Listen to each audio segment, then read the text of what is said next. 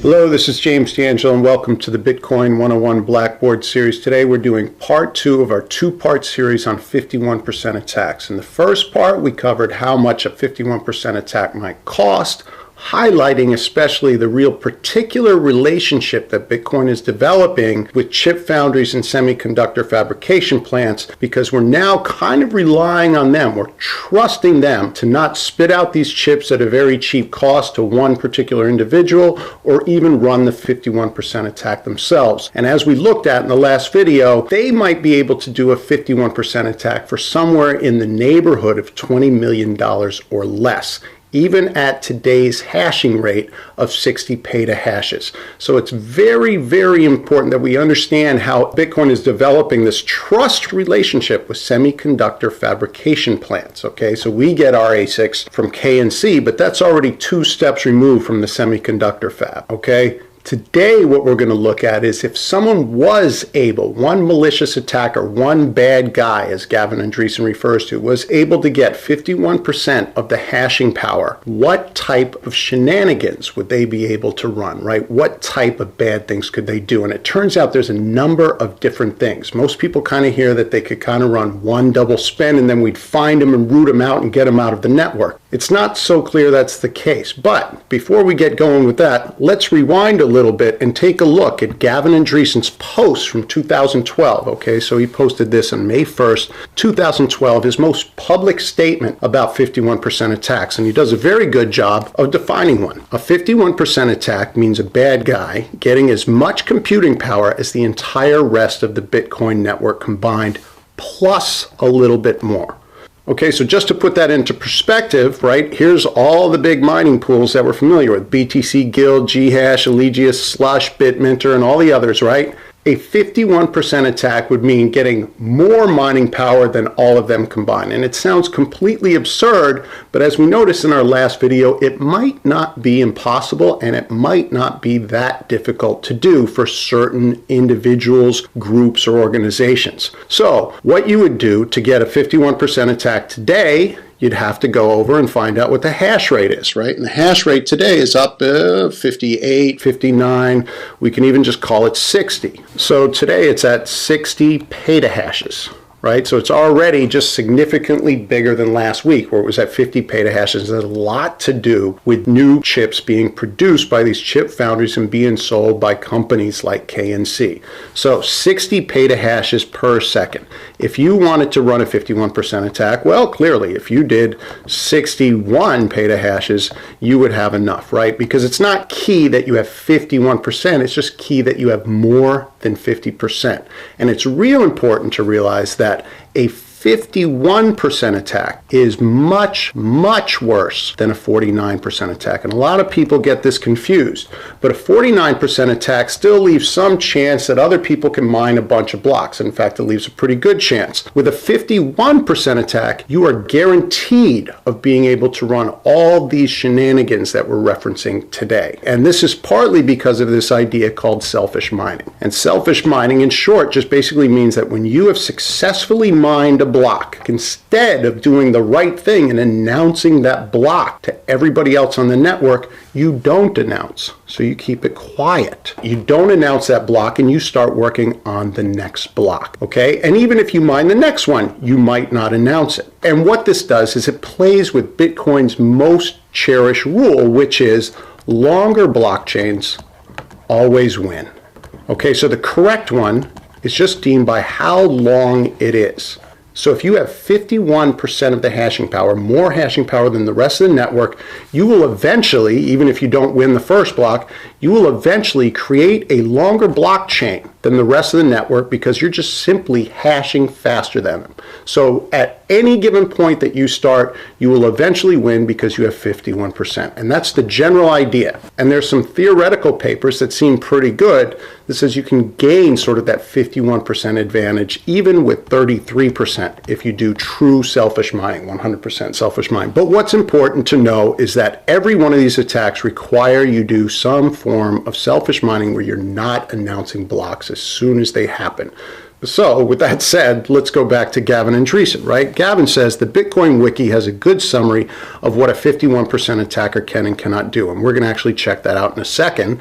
But first, we're going to read the next couple lines that he wrote because these are very important lines. Remember that Gavin Andresen is not one for hyperbole or overstatement, okay? So he's very controlled in his statements. But this particular line holds some real power, okay? One of the things a 51% attacker can do is prevent any transactions or any new blocks from anybody besides themselves from being accepted. Okay, so every single block and every single transaction is now controlled by the 51% attacker. This isn't just the simple idea of double spending. Remember that when you are mining a block, you can choose which transactions to include. So you could choose to include no transactions. You could choose to include just your transactions, or you could choose to just eliminate transactions to known addresses. Say you wanted to shut off all transactions to Overstock.com. Okay, these are the sort of things a 51% attack can do, and it does really bad things for Bitcoin.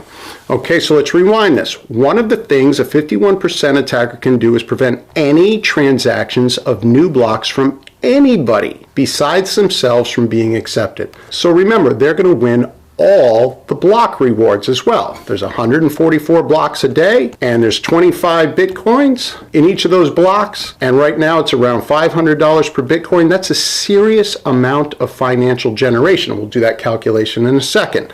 Okay? Effectively stopping all payments and shutting down the network. What does shutting down the network mean? That means shutting down Bitcoin. Now, say they're running a real cheesy attack and they can only run a 51% attack for an hour. Well, that means they're shutting down Bitcoin for an hour. But what if they have real financial oomph behind them? What if 200 million or 300 million or a billion really is not a big deal to them? They can shut down Bitcoin for an awful long time. And what's probably going to happen, and we'll talk about this in a second, but if they've got 51% of the mining power, but they're mining all the blocks, other miners are going to have to fall out because they cannot afford to continue mining. So if they can sustain mining all the blocks, well, then some real things have to be done. Some real changes have to be done. Now, Gavin addresses some of that in a second. But first he says, and this is a big understatement, that would be bad, right? And that's why we named our episode, That Would Be Bad. Yeah, it would be really bad. Okay, so this is a very bad thing. Now, before we get to look at Gavin's solution, which he provides right here, and we'll see why it's not an ideal solution, let's take a look at this wiki and see what their summary is, right? See if they did anything a little bit differently. So this is the wiki page that he's referring to, and you can find this online, and notice they're understating even more. They're saying the attacker has a lot of power, and what they're basically saying is the attacker has more than 50%, right? So greater than 50%, or really just a 51% attack, which you can have up to 80% of the network, 90%, or even 100% of the network, as we'll talk about in a second. Okay, so let's run through this because this is also really important stuff, and there's some understatement even here. An attacker that controls more than 50% of the network's computing power can, for the time that he's in control, exclude and modify the ordering of transactions. All transactions. This allows him to, and this is the thing we hear most, he could run a little double spend. He could get his Bitcoins back for that mattress he bought yesterday, but that's probably not going to be the goal of someone running a 51% attack. They have bigger things in mind. Okay, so he can reverse transactions that he sends while he's in control. Sure, he could get a few things for free here and there until the price starts collapsing and people start realizing there's double spending and they're stopped to using Bitcoin. The real terrible things he can do actually are parts 2 and 3 right here. The first one of these two is he can prevent some or all transactions from gaining confirmations. Okay, so if you're running a 51% attack, you could run the stupidest 51% attack and you could just include all your blocks with 0 transactions. And since you've got more of the hashing power and you're eventually going to win, well, you've got these 0 transaction blocks, and when your network gets ahead of the main network, you just announce all your 0 transaction blocks, and all transactions that thought they were confirmed before go back to 0. 0 confirmation. You're not reversing the transactions, you're just putting them at very, very high risk. Because as soon as this happens, anyone who spent those Bitcoins with those transactions can now send out another transaction to themselves with those same Bitcoins, And if that one eventually wins, well, then they'll get their Bitcoins back and those transactions will be reversed. So even though they say you can't reverse other transactions, it really does leave it open for reversing transactions. Okay, so zero confirmation is a very dangerous area. So if the 51% attacker is just spitting out lots of blocks with zero transactions, this would be, as Gavin would suggest, this would be pretty bad. And this is known as transaction denial of service. Okay, and some people have heard of this as a DOS attack. So there's a transaction denial of service. All transactions get denied, right? They are not going through the network. Now, this last one, this third one, is equally as bad and maybe even more dangerous. What if they included all the transactions in their blocks and just played really nice guy, right? Allowing for all transactions to happen just fine. But they didn't let anyone else mine anything else ever again. So this becomes a mining monopoly. And this one is very dangerous because this one thwarts the defense mechanism that Gavin posted in 2012, the one that we're going to look at in a second. So you're allowing for all transactions, but you're profiting from the entire bit of mining. And it turns out that if you're monopolizing something, your profit margins are much better. So if people are profiting right now from mining, think of how much more you'll profit if you're not competing. So all your hashing power is going directly toward winning blocks. And just for fun, let's do that calculation right now. How much would you be earning each day if you actually won every one of the 144 blocks? So there's approximately 144 blocks in Bitcoin made per day. There's 25 Bitcoins per block, and each block is approximately worth today $500. So 144 blocks per day times 25 Bitcoins times $500. And that equals $1,800,000 per day. $1,800,000 per day. That's money that's supporting this mining monopoly, and that's at $500. So if the price goes up, you could see it being much, much bigger. So if you were able to maintain this for a month and win every single block for a month, and people didn't shut down Bitcoin because you were running some crazy 51% attack, well, you'd be rewarded with $54 million. Now, what's most likely going to happen, right? If people realize there's a 51% attack and all the miners are dropping off, the price is going to tank substantially. But it's really important to know that you can win lots and lots of blocks, and there's real advantages towards monopolizing all the mining and still being an honest miner, right? All you're doing is preventing some or all of the other miners from mining any valid blocks. Okay, so this is all things that can be done. Now, what's interesting is right now Bitcoin has nothing in the protocol to prevent this. So if there is a 51% attack, everyone's just going to start screaming and scrambling around like chickens without their head. We don't have a single contingency plan. And that's partly because wherever you hear about a 50% attack, they go, well, it is expected that no one will attempt it, right? Because it doesn't gain them profits. Well, not all destruction on Earth comes from rational actors. People build missiles. People build bombs. People build things, very expensive things to destroy things, okay? So this would be the equivalent of a financial missile or bomb. And someone, as we know, might be interested for certain price in building these things. So we really, really have to consider this. And even Gavin Andresen goes in and says sort of the similar thing, right? He says, of course, the risk of introducing a new chain acceptance rule, which is this rule he proposes up here, have to be weighed against the chances that somebody rich and irrational players in the world of finance and politics, I can't imagine there are any, will try to pull off the attack. Low, in his opinion. What is low? 5%? People are putting a lot of money, investing a lot into the infrastructure of Bitcoin. Wouldn't it be great if we could set this up so that possibility was much, much, much, much lower?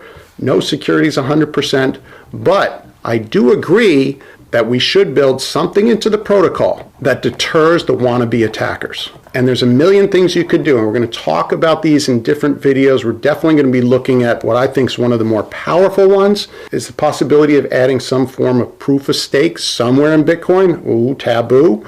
The possibility of even adding, I don't know, a Ripple consensus algorithm. And again, these aren't frontline defenses. Proof of work's going to work just fine right now.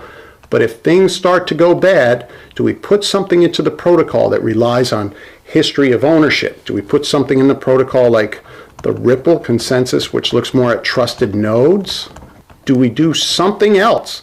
The important thing is to realize that no advanced systems on Earth rely on just that particular system. If you go on an airplane, there's millions of ways to figure out how to get back to the ground should things fail. Parachutes, interesting types of landing gear, wheels on the bottom, right? Flight isn't the only thing they're relying on. So it's really important for advanced systems to have some form of protections. You can put steel doors between you and the pilot to stop from attacks inside the planes. If you've got a car, you have anti-lock brakes, you have airbags, you have all sorts of protective features.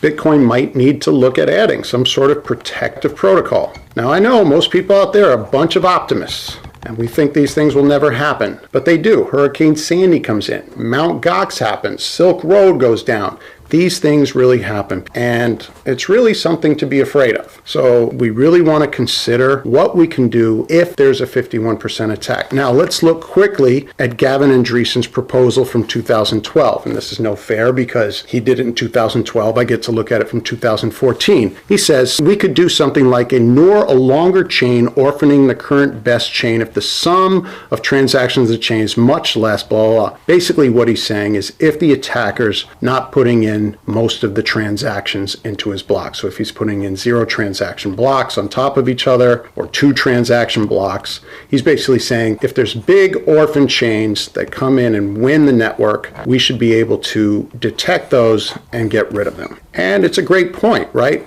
You could do a denial of service attack that way. And his way avoids that. But what if the attacker includes most transactions? 90%. 99% of the transactions. They just leave out 10% of the transactions. Bitcoin with 10% of the transactions falling out or 1% of the transactions falling out is not Bitcoin. Okay, that is something that is really contrived.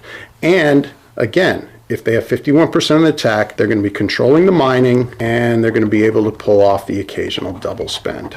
So I hope that most people have been talking about the 51% attack, have a better idea about all the stuff you can do with a 51% attack, how devilish and how diabolical it can be. We don't need to save Bitcoin today. It's not going anywhere today. But this is something that we really, really have to be careful of and something that we might start looking to plan for in the future.